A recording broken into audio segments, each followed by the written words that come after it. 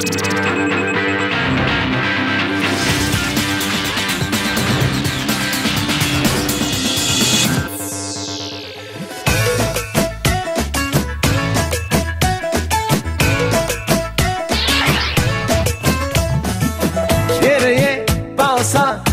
झाला वेडा पिसा सरीच्या परी तू ये नजरा कचीचा कोपरा छेडतो कारभारा ओलेचा थेंब परी देशहारा पाहता तुला झाल्या धुंद दिशा कशा सांगना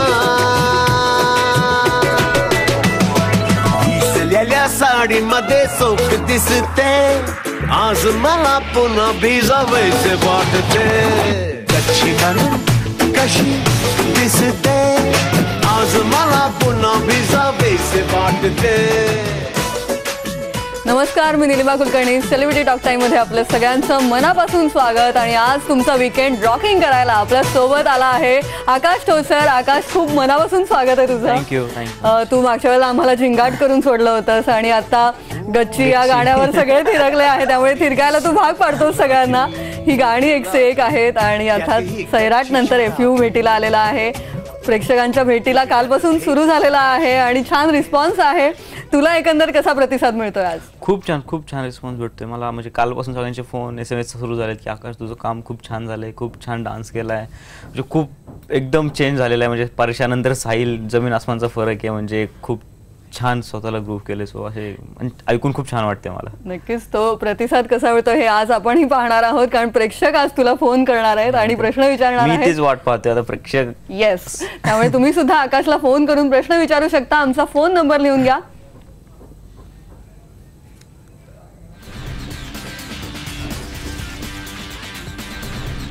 आकाशला फोन करा आणि प्रश्न विचारा. 0226689926 या नंबरवर फोन करा. आम्ही वाट पाहतोय तुमच्या प्रश्नांची.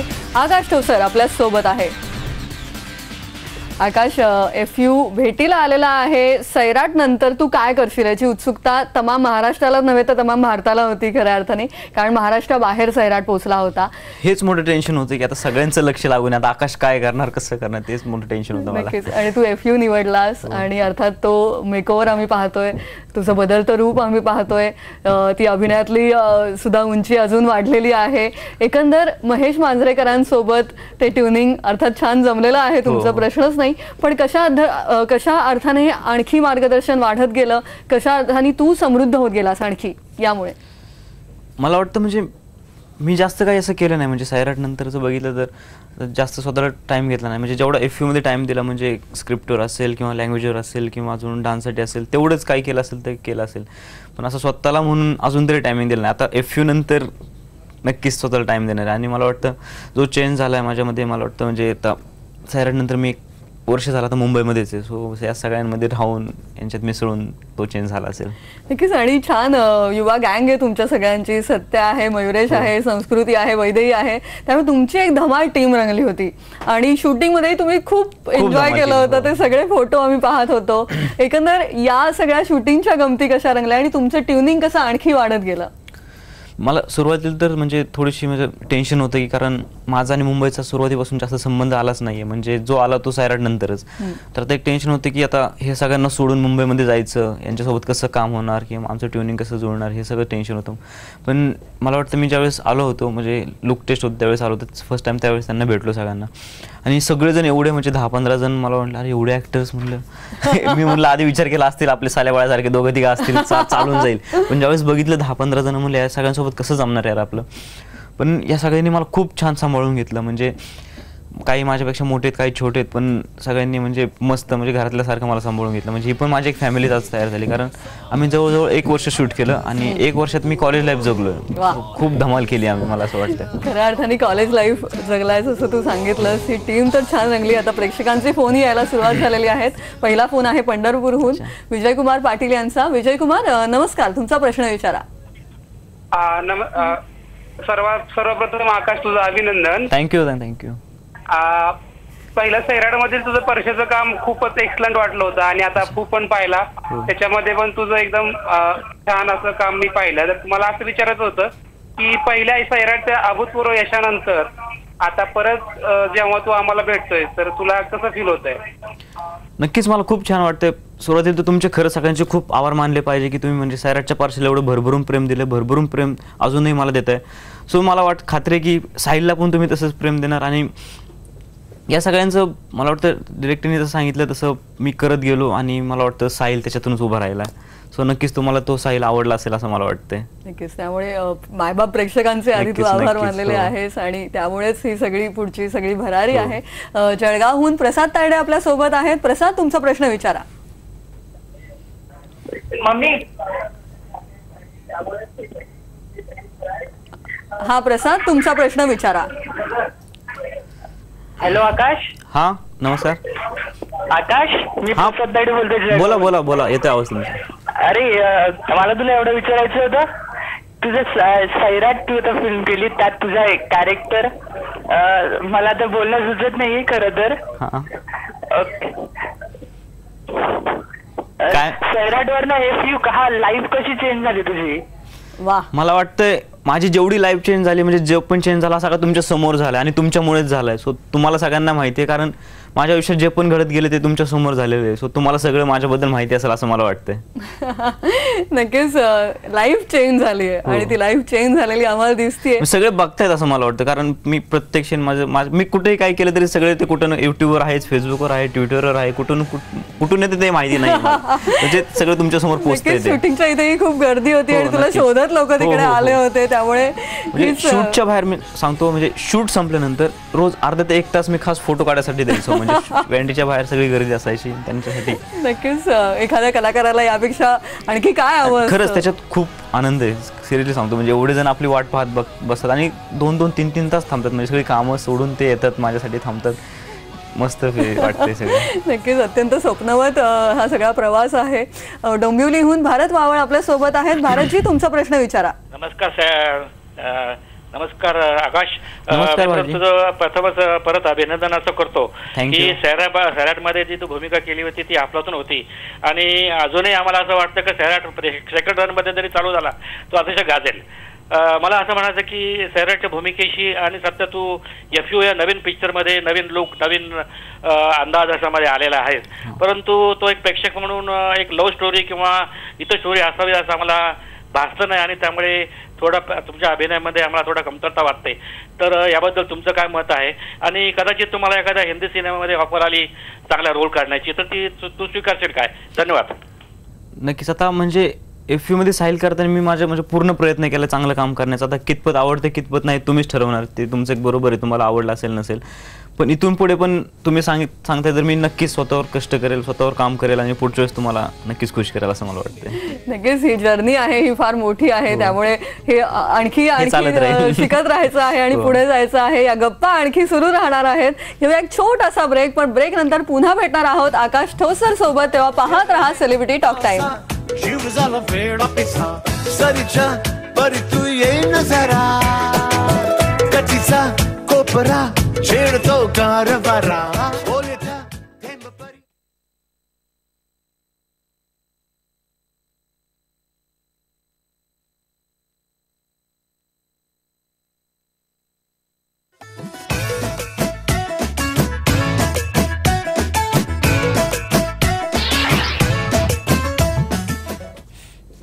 Welcome back. पुन्हा आपलं स्वागत आहे. आकाश ठोसर आपल्या सोबत आहे आणि सैराट ते FU अशा सगळ्याच गप्पा रंगलेल्या आहेत. तितकेच फोनही येत आहेत, त्यामुळे पुन्हा एकदा फोनकडे वळूया. नाशिकहून कांचन कुमावत आपल्या सोबत आहेत. नमस्कार कांचनजी, तुमचा प्रश्न विचारा.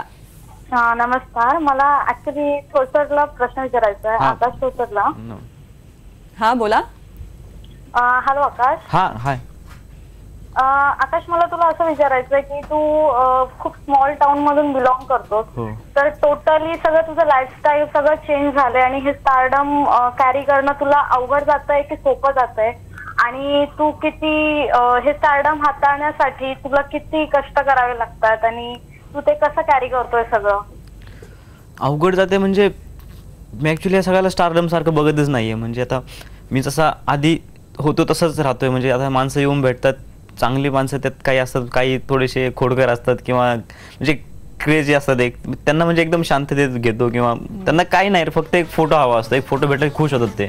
आणि एवढे सगळेजण माझ्या शेजारी असतात तर मलाही खूप छान वाटतं त्यांच्यासोबत भेटून. सो मला वाटतं ह्यांच्यासोबत चांगलं राहील तरच. नक्कीच. त्यामुळे त्या स्टार सारखा ऍटिट्यूड न देता तू एक छान त्यांच्याशी नॉर्मल मित्राच्या नात्याने तसंच भेटतो त्यांना मी. आणि म्हणूनच तू त्यांच्या जवळचा होऊन जातोस. आकाश, तीच तुझी खूबी आहे. आणि ज्यावेळेस पण म्हणजे हे सगळे मला भेटायला येतात त्यावेळेस असं भेटायला येत नाही की तू स्टार आहे म्हणून. म्हणजे येतात असे येतात की हा आपल्या घरातला आहे म्हणून, म्हणजे आपल्यातलंच आहे. येतात डायरेक्ट खांद्यावर हात टाकणार, म्हणजे असे बोलणार. त्यामुळे असं स्पर्शा अगदी जवळचा वाटलेला आहे त्यांना आणि त्यामुळेच आकाश जवळचा आहे. आता पुढचा फोन आहे पुण्याहून फोन आहे आकाश. धनश्री पाटील आपल्या सोबत आहेत. नमस्कार धनश्री, तुमचा प्रश्न विचारा. नमस्कार. हाय आकाश. हाय.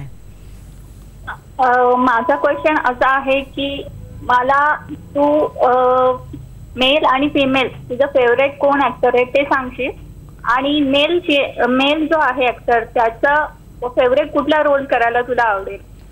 सलमान खान आहे का फेवरेट? माझं लहानपणीपासूनच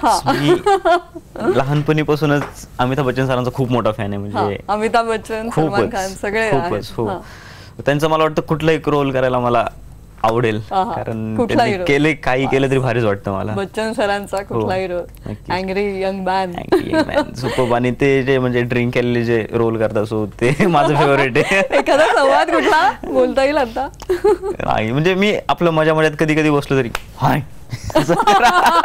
मस्ती असं चालू असतं आमचं, त्याचं काय नाही. क्या बात आहे. आणि अर्थात सलमान खानही तुला तेवढाच आवडतो आणि सलमाननी गायलेलं गाणं तुझ्या सिनेमात आहे, त्यामुळे ही एक फार अभिमानाची वेगळी गोष्ट आहे. खूप छान, म्हणजे कारण जगभरात त्याचे फॅन आहेत, त्यातला मी पण एक आहे. मलाही, आणि मी फर्स्ट टाइम ज्यावेळेस त्यांना भेटतो हिला सलमान असं झालं होतं आणि त्यांनी माझ्या फिल्मचं गाणं गायलं, तो अजून काय त्याचा आनंद. पुन्हा एक आणखी एक स्वप्न पूर्ण झालं. आणि तू आता जे बच्चन सरांचं जे केलेलं आहे त्यामुळे पुन्हा एकदा तसं काही सिनेमात पाहायलाही आवडणार आहे आम्हाला. त्यामुळे तू मिमिक्री करतोस असं एक काही गुण आम्हाला कळतायत. नाही असं काही नाही. पुन्हा पुण्याहून फोन आहे. स्वप्न सोनाली लोहार आपल्या सोबत आहेत. नमस्कार, तुमचा प्रश्न विचारा. हाय निलिमा, मी स्वप्न सोनाली. येस, हाय, हॅलो. आणि आकाशला काय प्रश्न विचारायचा आहे? मला तुला असा प्रश्न विचारायचा की आपण दोघंही एकाच गावचे आहोत बेसिकली, तर माझंही गाव तेच आहे. पण मला तुला असा प्रश्न विचारायचा की सैराटमध्ये जी तू शैली वापरली होती किंवा जी तुझी बोलण्याची पद्धत होती त्याचा आणि FU मध्ये काम करताना त्या भाषेच्या शैलीचा तुला काही फरक जाणवला किंवा तुला काही त्याच्यावर काम करावं लागलं का तुझ्या भाषेवर? नक्कीच. आता तुम्ही सैराटमध्ये पाहिलं, म्हणजे मी सैराट करत असताना मला वाटत नाही ॲक्टिंग केली. म्हणजे मी कारण 4-5 वर्ष गावाकडे राहिल्यामुळे ना, मी रोजच्या आयुष्यात जसं जगत होतो तसंच कॅमेरा पुढे जाऊन थांबलो. तिथे ॲक्टिंग केलीच नव्हती मी.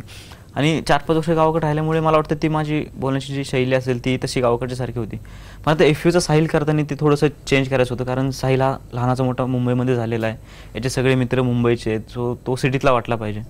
तर मला त्याच्यासाठी थोडंसं लँग्वेजवर काम करायला लागलं, कारण की अजूनही बोलताना ती म्हणजे भाषा मी बोलतो. ते ट्रेनिंग कोणाकडून घेतलं होतंस तू? का महेश सरांनी तुला? महेश सरांनी. पण शूटच्या टायमाला महेश सरांनी मला कधीच अडवलं नाही की आता मी असं बोलताना सहज बोलून जातो, पण त्यांनी शूटच्या टायमाला मला काही कधीच अडवलं नाही की आकाश तू असं नाही असं कर म्हणून, असं कधीच बोलले नाही. कारण त्यांना माहिती आहे ते तिथं बोलले तर मी अडकणार तिथं किंवा माझा परफॉर्मन्स थोडंसं डल होणार, त्याच्यामुळे ते काहीच बोलले नाही. त्यांनी सगळे मग ते माझं डबिंगमध्ये करून घेतलं. तिथे थोडीशी मेहनत घ्यायला लागली. डबिंगची मेहनत एक वेगळी होती आणि थोडीशी आणि मजा आली मला, कारण सुरुवातीला मला डबिंगची भीती होती, तर आता याच्यामध्ये माझी भीती पण निघून गेली. ती पण भीती निघून गेली. त्यामुळे आता पुढचा जो सिनेमा असेल तेव्हा आणखी एक वेगळी तयारी, अजून काहीतरी धमाल, मस्त मजा येईल. आता जालन्याहून पुढचा फोन आहे दिलीप बर्डे यांचा. दिलीपजी, तुमचा प्रश्न विचारा. हॅलो. हा, बोला. मला एक प्रश्न विचारायचा आहे मॅडम. हा, बोला. त्यांचे मी आतापर्यंत सैराट हा पिक्चर. हॅलो. हा, बोला येतो आवाज. परशांचा पिक्चर मी सैराट हा 10 वेळेस आतापर्यंत टीव्हीला बघितला. क्या बात आहे, थँक्यू. आणि तो खूप आवडलाय मला. हो. परंतु आता सैराट नंतर FU आणि FU नंतर एक मराठी प्रेक्षकासाठी अजून आपण एक चांगला पिक्चर आरची सोबत काढावा. अरे वा, छान. आणि आरची सोबत काढून तोही असाच तुमचा गाजेल महाराष्ट्रामध्ये असं मला तरी वाटतं. आणि तुम्हाला तुमच्या पिक्चर साठी आतापासूनच मी शुभेच्छा देतो. धन्यवाद. आणि मला वाटतं तुम्ही जर असं मला भरभरून प्रेम दिलं तर नक्कीच पुढे यशस्वी होईल मी. Thank you so much. रिंकू सोबत पुन्हा एक सिनेमा तू करावास अशी त्यांची इच्छा आहे. आणि आज रिंकूचा वाढदिवस पण आहे, सो तू पुन्हा एकदा कॅमेरावर तिला विश करशील का? हाय रिंकू, आता तिला फोन करणार, सॉरी ती आता खूप रागवली असेल माझ्यावर, तरी पण तुला माझ्याकडून आणि माझ्या पूर्ण एफयू टीमकडून वाढदिवसाच्या खूप खूप शुभेच्छा. आपण भेटू लवकरच. क्या बात आहे. सैराटच्या परशाने आजीला इथेच कॅमेरावर हॅपी बर्थडे असं सांगितलेलं आहे, त्यामुळे तिचा रिप्लाय तुला फोनवर येणार आहे, तो आम्हाला नक्की सांग. नवी मुंबईहून सिद्धेश भुसाणे आपल्या सोबत आहेत. नमस्कार, तुमचा प्रश्न विचारा. नमस्कार. हा बोला. माझे 2 प्रश्न आहेत. तुमचा ड्रीम रोल कोणता आहे, आणि दुसरा प्रश्न असा की सैराट व एफयू या 2 चित्रपटातील भूमिकेत तुम्हाला काय फरक जाणवतो? फरक मला वाटतं एवढंच आहे की सैराट थोडासा म्हणजे खेड्यातला मुलगा होता परशांनी, एफयू मधला साहिल सिटीत वाढलेला आहे, आणि खूप चेंज आहे दोघांच्या आयुष्यात. म्हणजे सिटी बॉय आणि खेड्यातला मुलगा एकदम साधा सुद्धा, असं काहीतरी फरक आहे दोघांमध्ये. आणि माझा ड्रीम रोल असं म्हणलं तर ना, रोल क्या है आपका? रोल असं भरपूर आहेत, म्हणजे कारण आधी मला ॲक्टिंगची म्हणजे अजिबात काही नव्हतं, पण आता जस्ट ॲक्सिडेंटली आलो मी या क्षेत्रात. तर एका वर्षापासून जास्त फिल्म बघतोय मी, जेवढं भेटेल तेवढं. तर मला वाटतं मला स्पोर्ट टूर काहीतरी करायला नक्की आवडेल, असं माझं ड्रीम रोल आहे. कुस्ती होऊन जाऊ दे, कुस्ती म्हणलं तर मग मस्त मजाच येईल. नक्कीच. पण लहानपणी जेव्हा तू सिनेमा पाहत होतास, आणि तेव्हा कधीच असं वाटलं होतं की सिनेमात आपण काम करू? विचारच केला नाही कधी, म्हणजे स्वप्नातही पाहिलं नाही की पुढे जाऊन म्हणजे ऍक्टिंग करेल. लीड रोल तर हिरो तर लांबचीच गोष्ट आहे, म्हणजे कधी असं कॅमेरा समोर येईल हे पण विचार नव्हता केला. क्या बात आहे. आणि आता आमच्या समोर हा हिरो म्हणून आलेला आहे आकाश ठोसर, आणि अर्थात प्रेक्षकांचं भरभरून प्रेम. या गप्पा अशाच रंगणार आहेत. घेऊया एक छोटासा ब्रेक. पाहत रहा सेलिब्रिटी टॉक टाइम.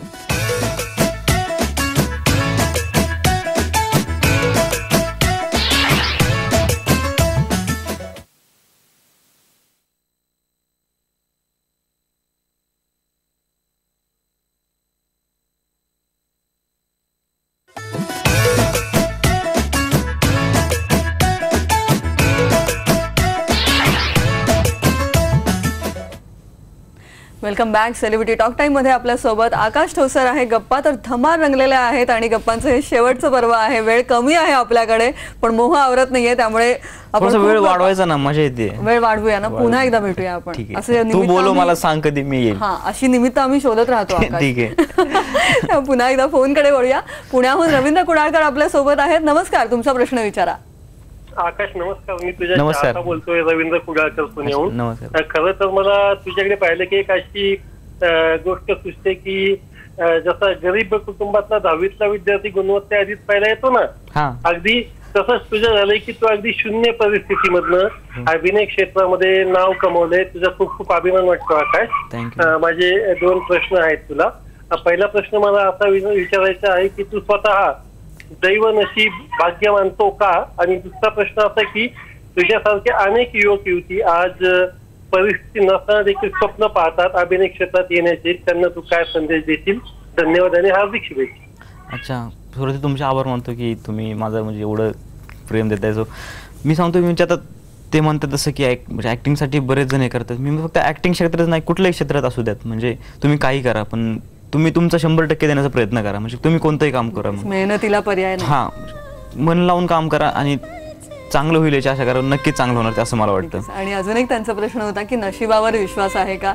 तुझं नशीब पूर्णपणे तुम्ही आता माझ्याकडून तुम्हाला कळेल त्याचं उत्तर काय असणार आहे. पण तुझा विश्वास आहे का या सगळ्या गोष्टींवर? नशीब म्हणता येईल, त्याला नशीब पण म्हणता येईल, कारण एक नशीब पण भागच येतात म्हणा. माझा हो नक्कीच. आणि आणखी एक प्रश्न मनात आलेला आहे.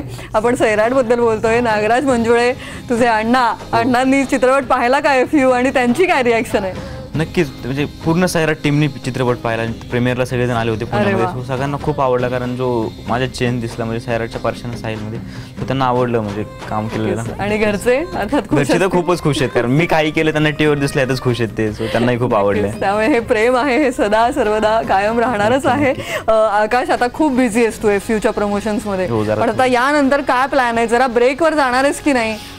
सगळं सोडून जरा 1 महिन्यासाठी जाणार आहे पळून कुठेतरी, म्हणजे एक 4-5 दिवस थांबणार आहे जरा पब्लिकशी थोडंसं. आता फिल्म आली तर थोडे दिवस थांबेल, मग परत कल्टी मारणार. सुट्टीवर जायचा विचार आहे? तुझं आवडतं ठिकाण काय, कुठे? आता आम्ही मित्रांनी प्लॅनिंग केलंय की सांगू का नाही तर सगळेजण तिकडे येतील. हा, ते पण आहे, पण सांगून टाक. ठीक आहे, चला. आम्ही मस्त आता बाईक वरती लेह लडाख मनाली असं 8-10 दिवसासाठी मजा करणार. फोन बिन सगळं फोन नाही घेऊन जाणार, घरी ठेवून बस मैं सीधे नॉर्थ पे जाना है बस. क्या बात आहे. नक्कीच तू ती सुट्टी मस्त एन्जॉय कर आणि पुन्हा एकदा आम्हाला एका नव्या अंदाजात एका नव्या सिनेमासह भेटीला ये. सध्या तुला FU सिनेमासाठी मनापासून शुभेच्छा. Thank you so much. Thank you so much. Thank you. Akash सोबत मस्त गप्पा धमार गप्पा रंगलेल्या आहेत आणि फ्रेंडशिप अनलिमिटेड FU आपल्या भेटीला आलेला आहे. सेलिब्रिटी टॉक टाइम मध्ये आज इथेच थांबूया. पाहत रहा IBN लोकमत. पाहता तुला झाल्या धुंद दिशा कशा सांगना. दिसलेल्या साडीमध्ये चोख दिसते आज मला पुन्हा भिजावयाचे वाटते. कच्ची कशी दिसते आज मला पुन्हा भिजावयाचे वाटते.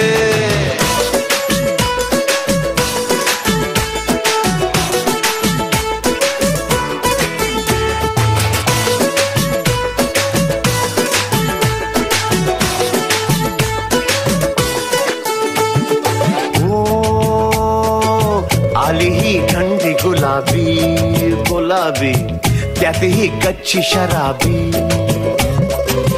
एकट्यात भेट जराशी जराशी नजरेत भीती कशाची. ओ भेट तुझी थेट दिलाशी. पाहता तुला झाल्या धुंद दिशा कशा सांगना.